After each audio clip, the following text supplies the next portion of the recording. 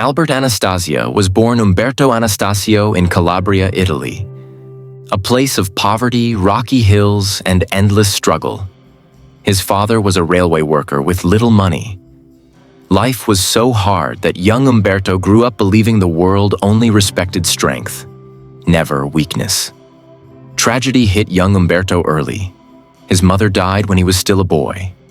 Poverty hit harder. Hunger became normal. He learned that survival required toughness, not kindness. At age 15, he boarded a ship to America with his brothers. They had nothing. No education, no English, no money. But they had fists, anger, and a desire to escape misery. Umberto found work on the Brooklyn docks unloading heavy cargo. The job was brutal. Long hours, dangerous machines, and violent men. But the docks also had corruption, illegal deals, and opportunities for the fearless. In America, he changed his name from Umberto Anastasio to Albert Anastasia. The new name sounded cleaner, stronger, like a man who had no fear. Albert had a violent temper that exploded quickly. When he felt disrespected, he reacted instantly. Dock workers learned not to provoke him. He was powerful even before he joined organized crime. At age 19, Albert was accused of killing a fellow dock worker during a fight. Witnesses were terrified to testify. The case collapsed.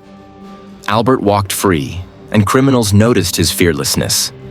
Albert began working with waterfront gangs, groups that controlled the docks, stole shipments, and extorted businesses. These criminals saw potential in him. He was strong, loyal, and ruthless. Albert's job was simple. Beat those who refused to pay. Threaten those who complained. Kill those who betrayed. He performed with cold precision. His reputation grew quickly. Albert joined a powerful Brooklyn crew led by Giuseppe "Joe the Boss" Masseria. Masseria's gang was rough, violent, and feared. Perfect for a young killer like Albert. Albert didn't enjoy violence. He excelled in it. He moved silently, struck quickly, and never hesitated. His efficiency shocked even older gangsters. Albert soon crossed paths with Lucky Luciano, a smart, ambitious gangster who dreamed of modernizing organized crime. Luciano recognized Albert's talent instantly. In the early 1930s, two mafia factions went to war: Joe Masseria versus Salvatore Marenzano. New York became a battlefield. Murders happened regularly. Albert became one of the deadliest soldiers. During the war, Albert completed missions others refused. He walked into enemy territories confidently, carrying guns like tools. His calmness terrified even fellow killers. Albert eventually sided with Luciano, who planned to overthrow both Masseria and Marenzano. Luciano needed killers. Albert was perfect. Albert participated in the assassination of his old boss, Masseria. It was a turning point. Luciano rewarded Albert and saw him as essential for the new mafia structure. Soon after, Marenzano was killed too. Luciano eliminated both old bosses. Albert helped make Luciano the most powerful mafia leader in America. Luciano created a national mafia board called the Commission. Each family had representation. And for violence, they needed an enforcement arm. Albert Anastasia was chosen to lead the enforcement squad. Murder Inc., a secret team of hitmen who carried out executions across the country. They killed informants, rivals, traitors, and anyone who threatened mafia business. Albert gained a nickname whispered with fear: the Lord High Executioner. Even among killers, he stood out as the coldest. Murder Inc. had Jewish and Italian assassins: Abe Reles, Bugsy Siegel, Frankie Carbo, Harry Strauss, and many others. They answered to Albert, and only Albert. Their killings were clean, fast, professional. They used ice picks, silenced guns, strangling wires, knives, ropes. The goal was simple: eliminate threats quietly. Albert didn't flinch during killings. He didn't panic. He didn't hesitate. His calmness around death was legendary and terrifying. Albert was paid for each hit. The Mafia families paid Murder, Inc. as a service. Business was good. Albert became wealthy. He bought fancy suits, luxurious apartments, expensive cars, and fine furniture. He lived like royalty while ruling a kingdom of killers. A rise in mysterious murders caught federal attention. Bodies appeared with no clues. Witnesses disappeared. Investigators suspected a coordinated killing machine. They were right, but they couldn't prove it. With little resistance, Murder, Inc. expanded. They handled killings from New York to Chicago to Florida. Albert's power increased. Albert protected Luciano fiercely. Anyone who threatened Luciano was marked for death. Their bond was strong and dangerous. Jewish hitman Abe "Kid Twist" Reles was arrested. Facing death penalty, he began talking. He exposed Murder, Inc. He named killers. He described methods. He pointed directly at Albert Anastasia. It was the beginning of the end. Reles was placed under heavy protection, but one night, he fell from a hotel window. Everyone believed Albert ordered the hit to silence him.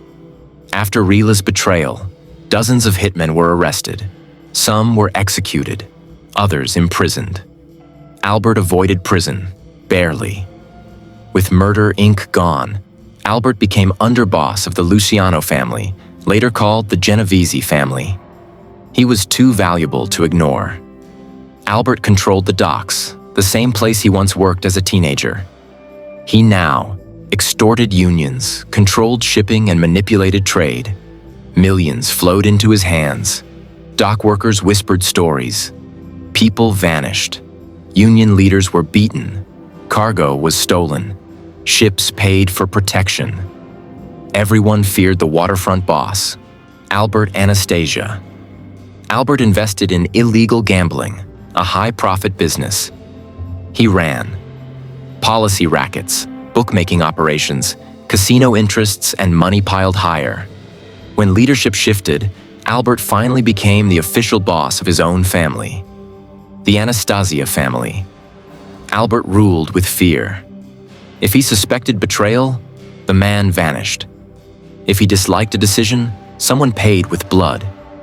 Vito Genovese, a cunning and ambitious gangster, wanted to control the entire mafia. Albert was in the way. At major mafia conferences, Albert pushed for business expansion while Genovese quietly plotted. The tension grew silently. While other bosses moved toward quiet money-making, Albert still preferred violence. He ordered hits too quickly. He made enemies inside the commission. In 1957, Albert made a deadly mistake. He ordered the murder of a minor gambler without commission approval. That broke mafia rules. The commission decided Albert Anastasia must die. Genovese pushed hardest. Carlo Gambino supported him. Hitmen found the perfect moment. Albert visited a Manhattan barbershop regularly. He sat there calmly, relaxing during shaves. A perfect opportunity. On October 25, 1957, Albert entered the Park Sheraton Hotel barbershop. He took off his jacket. He sat in the chair. He closed his eyes. He felt safe. Two masked assassins wearing scarves walked in. They approached quietly. The barber froze. Albert opened his eyes too late. Gunshots exploded. The mirror shattered. Albert staggered, confused and bleeding. He reached out blindly, fighting for life. But the bullets were too many. Albert collapsed onto the shop floor. His reign of fear ended in seconds. He was 55 years old. News spread fast. A mafia boss assassinated in a public barber shop?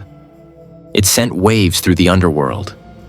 Albert's murder triggered chaos. The Mafia Commission had shown it was willing to kill even high-ranking bosses.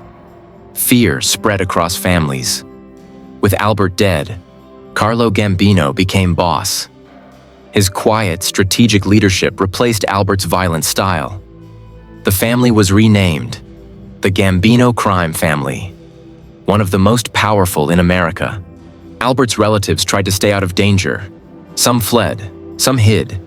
His kingdom didn't survive him. Without Albert, Murder, Inc. fully dissolved.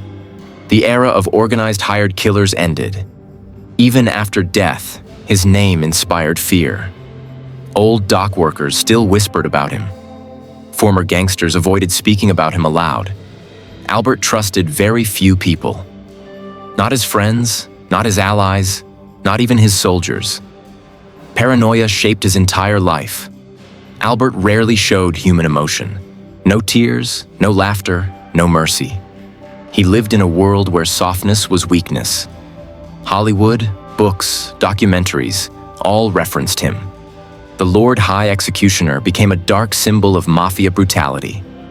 Myth: Albert killed hundreds personally. Truth: evidence suggests he ordered far more than he committed. But his leadership made him responsible for everything. Fear: people obeyed him because disobedience meant death. His silence was scarier than threats. Impulse: he ordered hits too quickly. He made enemies unnecessarily. He didn't think politically. Genovese outsmarted him. Albert had strength. Genovese had strategy. Strategy won. Albert's death in the barbershop became a permanent symbol. No mafia boss is safe, not even the executioner himself. Even decades later, investigations revealed how deeply he controlled shipping, unions, and trade. His ghost still haunts the harbors. Albert loved luxury but lived simply. He was married, had children, and kept them away from mafia business. But fear followed them everywhere. Surprisingly, hitmen feared him more than the FBI. They saw him as unpredictable, a man who could order their deaths casually. After the hit, commission members said, "He was too dangerous, too violent, too unstable." They believed the mafia was safer without him. Some gangsters enjoy money, some enjoy power. Albert enjoyed control, the fear in a man's eyes, the silence of obedience. He was built for the dark world he lived in. He left behind dozens of murders, countless beatings, millions in illegal profits, and a family empire drenched in violence. Albert's death became a warning. If the mafia can kill the Lord High Executioner, they can kill anyone. No one is untouchable. To historians, a violent man who shaped mafia history. To criminals, a legend of fear. To victims' families, a monster. Albert Anastasia was not just a mafia boss. He was the architect of organized murder in America. His rise was built on fear. His fall was built on revenge. In the end, the man who ordered countless executions died in the same way he lived, surrounded by violence, without mercy, and without warning.